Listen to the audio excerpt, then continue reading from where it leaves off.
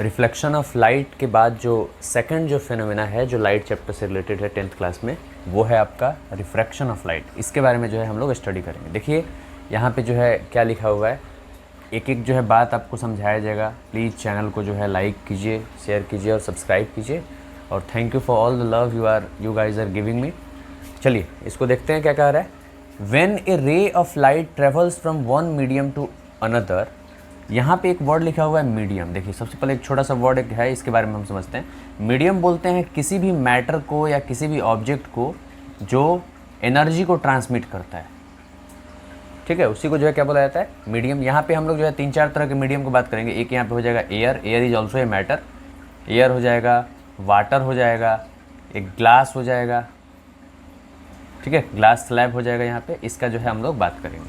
देखिए क्या कह रहा है, तो जब एक रे ऑफ लाइट जो है एक मीडियम से दूसरे मीडियम में ट्रेवल करता है, it undergoes A change in its direction, तो उसके दिशा में जो है ना परिवर्तन जो है देखने को हमको मिलता है।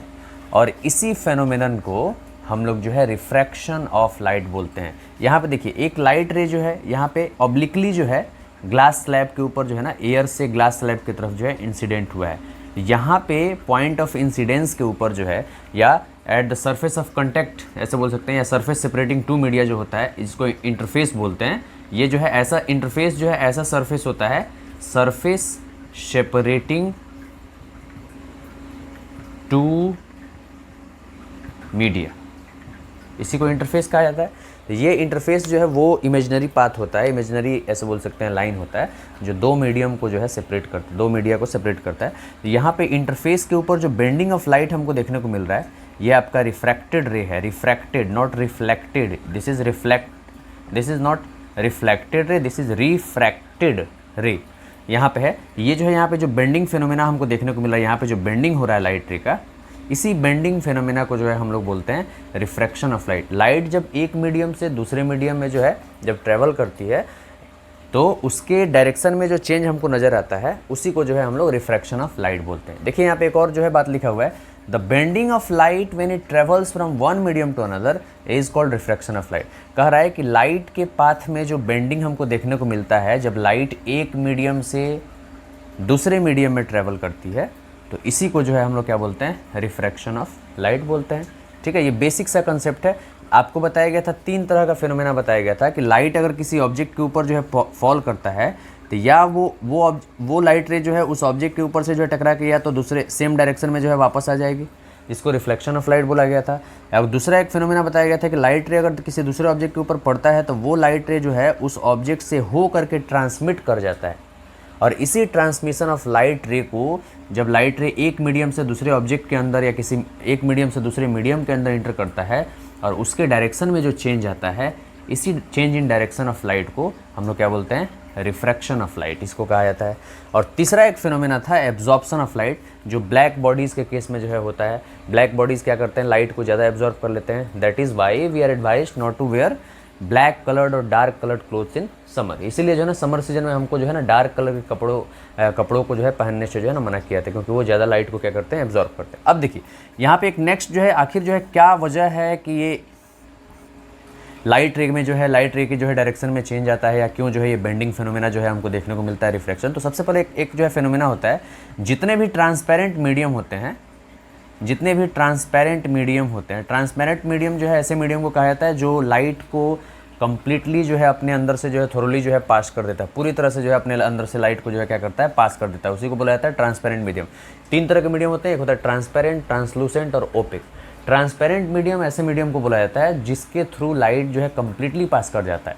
जिसके थ्रू लाइट पार्शियली पास करता है उसको जो है ट्रांसलूसेंट कहा जाता है, और जिसके थ्रू लाइट पास करता ही नहीं है उसी को जो है ओपेक मीडियम कहा जाता है। और ओपेक ऑब्जेक्ट ऐसे ऑब्जेक्ट को बोला जाता है या मीडियम को बोला जाता है जो लाइट को पास अपने अंदर से नहीं करने देता है, और लाइट को पास अगर ये नहीं करने देगा ना, तो यही क्या करेगा, शैडो के फॉर्मेशन में क्या करता है, मदद करता है। इसको याद रखिएगा, शैडो फॉर्मेशन में ओपेक ऑब्जेक्ट जो है जब लाइट के रास्ते को ब्लॉक करता है, तब जाके शैडो का फॉर्मेशन होता है। तो ये जितने भी ट्रांसपेरेंट मीडियम होते हैं उसी का ये गुण होता है। अब कौन सा गुण होता है, अपने अंदर से लाइट एनर्जी को या किसी भी प्रकार के वेव को जो है ना अपने अंदर से जो है ट्रांसमिट करने का, किसी भी प्रकार के जो है एनर्जी को अपने अंदर से क्या करने का, ट्रांसमिट करने का जो गुण होता है किसी भी ट्रांसपेरेंट मीडियम में, उसी को जो है क्या बोला जाता है, ऑप्टिकल डेंसिटी जो है कहा है। ऑप्टिकल डेंसिटी के आधार पे जो है मीडियम को दो भागों में बांटा जाता है।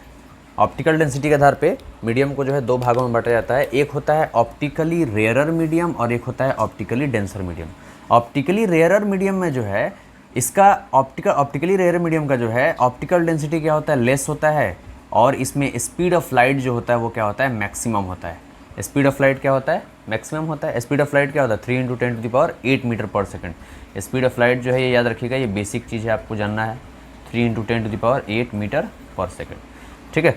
इसके बाद से जो है 1000 से डिवाइड करके उसको जो है आप जो है किलोमीटर में भी बदल सकते हैं। इसके बाद से ऑप्टिकली, तो इसमें क्या होता है, ऑप्टिकली रेयरर मीडियम में डेंसिटी इसका जो है ऑप्टिकल डेंसिटी क्या होता है, ऑप्टिकल डेंसिटी जो है इसका क्या होता है, कम होता है, लेकिन इसमें स्पीड ऑफ लाइट क्या होता है, ज़्यादा होता है। स्पीड ऑफ लाइट जो है ज़्यादा होता है, तो जिसका ऑप्टिकल डेंसिटी कम होगा उसमें स्पीड ऑफ लाइट क्या करेगा, ज़्यादा होगा, लाइट का स्पीड जो है ज़्यादा होगा, मैक्सिमम होगा। और जिसका ऑप्टिकल डेंसिटी यानी कि डेंसिटी ऑफ द मीडियम जो है ज़्यादा होगा उसमें स्पीड ऑफ लाइट क्या होगा, कम होगा। तो सबसे मैक्सिमम जो स्पीड ऑफ लाइट होता है वो होता है आपका एयर के अंदर।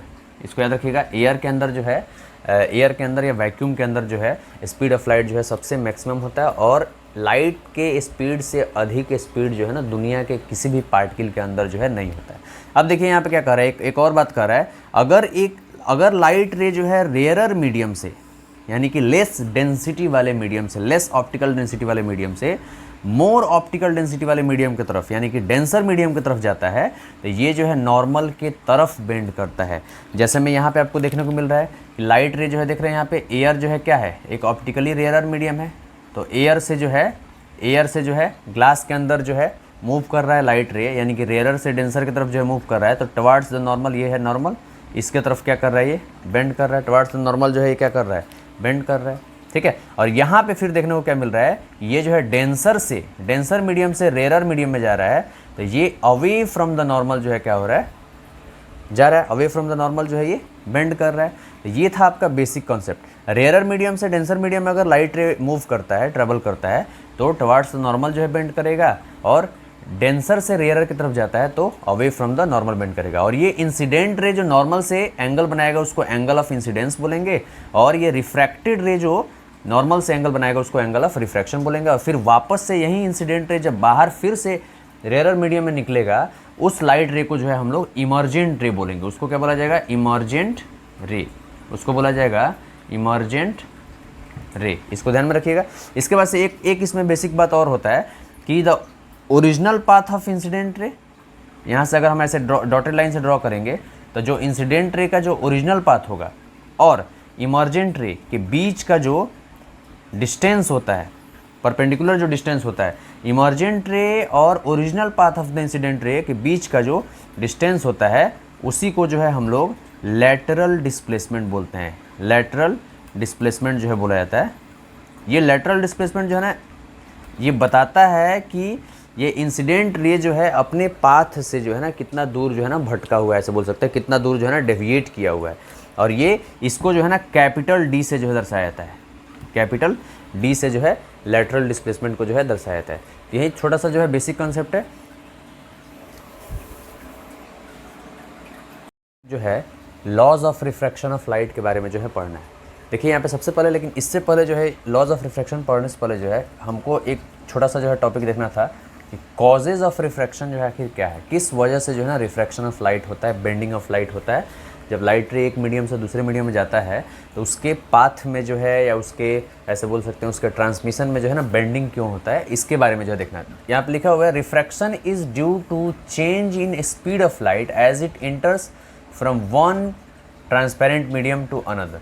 कह रहा है कि रिफ्रैक्शन ऑफ लाइट जो है इस वजह से होता है क्योंकि लाइट रे जब एक ट्रांसपेरेंट मीडियम से दूसरे ट्रांसपेरेंट मीडियम में जो है जब इंटर करता है तो उसके स्पीड में जो है क्या होता है, चेंज होता है। इसी की वजह से जो है ना रिफ्रैक्शन जो है होता है। उसके स्पीड ऑफ लाइट जो होता है ना डिफरेंट मीडियम में डिफरेंट जो है ये आपके स्पीड ऑफ लाइट होते हैं। इसी की वजह से जो है रिफ्रैक्शन ऑफ लाइट में जो है ये ऐसे बोल सकते हैं कि आप रिफ्रैक्शन, यही जो है ना यही कारण है आपके रिफ्रैक्शन का, because refraction occurs due to the change in speed of light in different media. अलग अलग मीडिया में जो है ना अलग अलग जो है ना इसके स्पीड्स होते हैं लाइट के। इसी की वजह से जो है रिफ्रैक्शन ऑफ लाइट जो है होता है जब लाइट रे एक ट्रांसपेरेंट मीडियम से दूसरे मीडियम में जो है ट्रेवल करता है। अब देखते हैं यहाँ पे लॉज ऑफ रिफ्रैक्शन में सबसे पहला लॉ ये है कि incident ray, refracted ray and the normal to the interface of two transparent media at the point of incidence all lie in the same plane. कह रहा है कि ये इंसिडेंट रे हो गया और ये रिफ्रैक्टेड रे और ये हो गया आपका नॉर्मल, ये तीनों जो है इंटरफेस पे, पॉइंट ऑफ इंसिडेंस पे जो है, और इंटरफेस पे, इंटरफेस क्या होता है, सरफेस सेपरेटिंग टू मीडिया, दो मीडियम को सेपरेट करने वाले जो सरफेस को हम लोग इमेजनरी सरफेस को क्या बोला जाता है, इंटरफेस बोला जाता है। तो इस प्लेस पे जो है ये तीनों के तीनों जो होते हैं, इंसिडेंट रे, रिफ्रैक्टेड रे और नॉर्मल, ये तीनों के तीनों जो है ना एक ही प्लेन में जो है लाई करते हैं। ये कंप्लीटली जो है ना मिलता जुलता है आपका फर्स्ट लॉ ऑफ रिफ्लेक्शन जो था उससे जो है मिलता जुलता है। सेकेंड जो है लॉ क्या कह रहा है कि the ratio of sine of angle of incidence is equal to sine of angle of incidence to the sine of angle of refraction is constant. कह रहा है कि sine of angle of incidence और sine of angle of refraction, यहाँ पे sine of angle of incidence का मतलब हुआ कि sine angle I, angle I का जो है कुछ वैल्यू होगा, जैसे मान लीजिए कि साइन 45 हो, 45 डिग्री वैल्यू हो, तो साइन 45 का जो वैल्यू क्या होता है 1/√2 होता है, ठीक है। और अगर मान लीजिए कि साइन 30 हो, साइन 30 डिग्री का वैल्यू क्या होता है 1/2 होता है, ठीक है। तो यहाँ पे हम क्या करेंगे, sine of angle of incidence के जगह पे क्या रख देंगे 1/√2 रख देंगे, और sine of angle of refraction अगर मान लीजिए कि 30 होगा, साइन 45 होगा, 45 डिग्री होगा एंगल ऑफ इंसिडेंस और एंगल ऑफ रिफ्रैक्शन होगा 30 डिग्री, तो वहाँ पे वैल्यू रख करके इसको सॉल्व करेंगे तो हम ये हमारा वैल्यू जो है ना एक कांस्टेंट के बराबर आएगा, जिस कांस्टेंट को मीडियम सेकंड का, मान लीजिए कि लाइट रे जो है ना इस रेयरर से डेंसर मीडियम में जो है मूव कर रही है, और लाइट जो है मान लेते हैं कि एयर से जो है ना यहाँ पे ग्लास स्लैब के अंदर इंटर कर रहा है लाइट रे, तो यहाँ पे जो है मीडियम सेकंड का जो रिफ्रैक्टिव इंडेक्स होगा वो यही होगा कि sine of angle of incidence to the sine of angle of refraction के, इन दोनों के रेशियो के बराबर जो है इसका क्या हो जाएगा, सेकंड मीडियम का हमारा रिफ्रैक्टिव इंडेक्स हो जाएगा। और रिफ्रैक्टिव इंडेक्स होता है लाइट को बेंड करने वाला जो एबिलिटी होता है, light bending ability of the medium, light को बेंड करने वाला जो एबिलिटी होता है किसी मीडियम का, इसी को क्या बोला जाता है, रिफ्रैक्टिव इंडेक्स। इसको हिंदी में जो है ना अपवर्तनांक बोला जाता है, आप इसको याद रखिएगा। और ये जो ratio of sine of angle of incidence to the sine of angle of refraction is constant जो होता है, ये लॉ जो होता है वो स्नेल्स लॉ ऑफ रिफ्रैक्शन भी जो है कहा जाता है। और ये यहाँ पे जो है ना ये लॉ वैलिड होता है, तभी वैलिड होता है जब एंगल ऑफ इंसिडेंस जो है 0 से बड़ा हो और 90 से क्या हो, छोटा हो। अगर जो है ये एंगल ऑफ इंसिडेंस जो है ना 90 से बड़ा हो जाएगा तो यहाँ पे जो है ना टोटल इंटरनल रिफ्लेक्शन जो है हमको देखने को मिलेगा, सेम मीडियम में वापस से जो है ना रिफ्लेक्शन ऑफ लाइट हमको जो है देखने को मिलेगा। यही था आपका laws of reflection, laws of refraction जो है ना आपकी ये दो लॉज इसमें जो है दिए हुए हैं। Thank you. रिफ्रैक्टिव इंडेक्स के बारे में जो है पढ़ना है। देखिए यहाँ पे इसको अपवर्तनांक बोला जाता है, इसको n से, स्मॉल n से या इस म्यू के जो है साइन से जो है दर्शाया जाता है, इसको रिफ्रैक्टिव इंडेक्स बोला जाता है। इसका कोई यूनिट नहीं होता है, इसके बारे में हम लोग पढ़ लेते हैं। देखिए क्या कह रहा है, the extent of the change in direction that takes place in a given pair of media may be expressed in terms of refractive index. कह रहा है कि जो जब लाइट रे जो है एक मीडियम से लाइट रे जो है दूसरे मीडियम में जब ट्रेवल करता है तो उसके डायरेक्शन में जो चेंज होता है, उसके एक्सटेंट को, कितना हद तक उसके डायरेक्शन में चेंज होता है, इसके एक्सटेंट को जो है हम लोग एक्सप्रेस करते हैं, ऐसे बोल सकते हैं, फाइंड आउट करते हैं रिफ्रैक्टिव इंडेक्स के टर्म्स में। ठीक है, रिफ्रैक्टिव इंडेक्स के टर्म्स में जो है इस बेंडिंग को जो है हम लोग फाइंड आउट करते हैं, कितना जो है उसके जो है ना डायरेक्शन में जो है चेंज हुआ है लाइट जब एक मीडियम से दूसरे मीडियम में जो है जब ट्रेवल करता है। तो इसी को जो है हम लोग बोलते हैं light bending ability of the medium का जो लाइट को बेंड करने वाला जो गुण होता है, इसी को रिफ्रैक्टिव इंडेक्स जो है कहा जाता है। ठीक है, इसको ध्यान में रखिएगा। It depends on the speed of light in two media. कह रहा है कि रिफ्रैक्टिव इंडेक्स जो है ना डिपेंड करता है कि डिफरेंट जो मीडिया हमारे पास हैं, गिवन पेयर ऑफ मीडिया जो हैं वो जो हैं उसमें जो है ना स्पीड ऑफ लाइट जो है डिफरेंट मीडिया में जो है क्या क्या है। ये रिफ्रैक्टिव इंडेक्स जो है लाइट के स्पीड पे डिपेंड करता है कि दोनों मीडियम जो दिए हुए हैं उसमें जो है लाइट का स्पीड जो है क्या क्या है। सबसे मैक्सिमम जो है लाइट का स्पीड जो है एयर में होता है, या जिसको हम लोग वैक्यूम बोल सकते हैं, नो एयर स्पेस में जो है होता है सबसे मैक्सिमम लाइट, इसका जो है स्पीड ऑफ लाइट जो है 3 × 10⁸ मीटर पर सेकंड। तो उसके आधार पे अब देखिए क्या कह रहा है, इट हैज़ नो यूनिट। कह रहा है कि रिफ्रैक्टिव इंडेक्स का जो है कोई यूनिट नहीं होता है, इसको रिप्रेजेंट किया जाता है, ये म्यू का साइन होता है और ये स्मॉल n से जो है इसको क्या किया जाता है, दर्शाया। जैसे यहाँ पे देखिए क्या कह रहा है, refractive index of medium 2 with respect to medium 1, ये लिखा हुआ है refractive index of medium 2 with respect to medium 1। तो इसको अगर फाइंड आउट करना है तो हम सबसे पहले क्या करेंगे, जिसका फाइंड आउट करना होता है रिफ्रैक्टिव इंडेक्स, उसको जो है ना नीचे में उसमें speed of light second medium में जो है ना जितना होता है उसको नीचे वाले जो है ना पोर्शन में जो है डिनोमिनेटर में उसको जो है रखते हैं, और मीडियम फर्स्ट में जो स्पीड ऑफ लाइट होता है उसको क्या करते हैं ऊपर रखते हैं। जिसका मेज़र करना होता है उसको जो है नीचे रखते हैं। और इसको पढ़ेंगे कैसे, N21 का मतलब हुआ refractive index of medium 2 with respect to medium 1, और N12 का मतलब हुआ refractive index of medium 1 with respect to medium 2। जिसके रिस्पेक्ट में हम मेजर करेंगे रिफ्रैक्टिव इंडेक्स, उसमें स्पीड ऑफ लाइट जो होगा वो ऊपर में वैल्यू रखा जाएगा। मान लीजिए कि यहाँ पे जो है स्पीड ऑफ लाइट मीडियम 1 में V1 है और स्पीड ऑफ लाइट मीडियम 2 में क्या है V2 है। तो अगर हम लोग जो है क्या करेंगे, speed of light in medium 1 जो है ऊपर में हम रखेंगे और speed of light in medium 2 जो है इसको नीचे में रखेंगे, और दोनों का रेशियो जब निकालेंगे तो यही रेशियो जो है V1/V2 जो है एक न्यूमेरिकल वैल्यू के बराबर, एक कांस्टेंट के बराबर आएगा, जिस कांस्टेंट को हम लोग रिफ्रैक्टिव इंडेक्स ऑफ मीडियम 2 बोलेंगे। इस मीडियम का जो है रिफ्रैक्टिव इंडेक्स जो हमको पता चलेगा जो डिनोमिनेटर में होगा उसका। इसके बाद से क्या करें, यहाँ पे रिफ्रैक्टिव इंडेक्स ऑफ मीडियम अगर निकालना होगा विथ रिस्पेक्ट टू एयर के रिस्पेक्ट में या वैक्यूम के रिस्पेक्ट में, अगर हमको जो है किसी मीडियम का रिफ्रैक्टिव इंडेक्स निकालना होगा तो उसको जो है उस रिफ्रैक्टिव इंडेक्स को जो हम लोग उसको जो है कैसे डिनोट करेंगे, उसमें क्या करेंगे, एयर में जो स्पीड ऑफ लाइट होता है उसको ऊपर में लिख देंगे, और नीचे में जो है मीडियम में जो स्पीड ऑफ लाइट होता है उसको जो है क्या करेंगे, हमेशा जो है नीचे में लिखेंगे। और हमेशा इसको याद रखिएगा कि रिफ्रैक्टिव इंडेक्स जो होता है ये हमेशा जो है मोर देन क्या होता है, 1 होता है। ऐसा इसलिए होता है, मोर देन 1 इसलिए होता है क्योंकि लाइट का जो स्पीड होता है सबसे मैक्सिमम होता है किसमें, एयर में, और एयर से सारे मीडियम में जो है लाइट का स्पीड क्या होता है, कम ही होता है। तो अगर जो है कम वैल्यू से बड़े वैल्यू को जो है डिवाइड करेंगे तो मोर देन 1 जो है हमारा यहाँ पे जो है वैल्यू हमको देखने को मिलेगा। ठीक है, तो यही था आपका रिफ्रैक्टिव इंडेक्स के बारे में। और यहाँ पे देखिए, यहाँ पे रिलेटिव जैसे दो अलग अलग मीडियम का अगर कंपैरिजन हम लोग रिफ्रैक्टिव इंडेक्स का कंपैरिजन करते हैं, तुलना करते हैं, या किसी दूसरे मीडियम के रिस्पेक्ट में, एक मीडियम का किसी दूसरे मीडियम के रिस्पेक्ट में जो है एक्सेप्ट एयर जो है अगर हम लोग जो है रिफ्रैक्टिव इंडेक्स फाइंड आउट करते हैं तो उसको बोला जाता है रिलेटिव रिफ्रैक्टिव इंडेक्स। और जब एयर के रिस्पेक्ट में किसी मीडियम का रिफ्रैक्टिव इंडेक्स फाइंड आउट किया जाता है तो उसको बोला जाता है एब्सोल्यूट रिफ्रैक्टिव इंडेक्स। इसको जो है ध्यान में रखिएगा, ये भी जो है बहुत ही इंपॉर्टेंट टर्म है। एब्सोल्यूट रिफ्रैक्टिव इंडेक्स क्या होता है और रिलेटिव रिफ्रैक्टिव इंडेक्स क्या होता है। और हमेशा ये भी ध्यान में रखना है कि sine of angle of incidence जो होता है और sine of angle of refraction, इन दोनों का जो रेशियो होता है वो एक कांस्टेंट के बराबर होता है। जिस कांस्टेंट को हम लोग क्या बोलते हैं, जिस कांस्टेंट को क्या बोला जाता है, रिफ्रैक्टिव इंडेक्स कहा जाता है। ठीक है, एक न्यूमेरिकल देख लेते हैं। यहाँ पे देखिए, यहाँ क्या कह रहा है, light enters from air to glass having refractive index 1.50। कह रहा है कि एयर से ग्लास में जो है लाइट रे इंटर कर रहा है, यानी कि ग्लास का रिफ्रैक्टिव इंडेक्स यहाँ पे दिया हुआ है, तो n ग्लास ऐसे जो है लिख देते हैं। इसका रिफ्रैक्टिव इंडेक्स दिया हुआ है 1.50।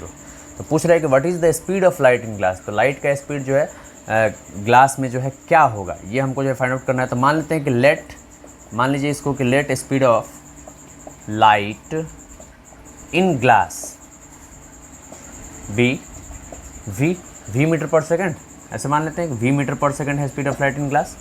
ठीक है, तो अब देखिए, तो रिफ्रैक्टिव इंडेक्स ऑफ ग्लास का फॉर्मूला अगर हम लगाएंगे तो क्या होगा, स्पीड ऑफ लाइट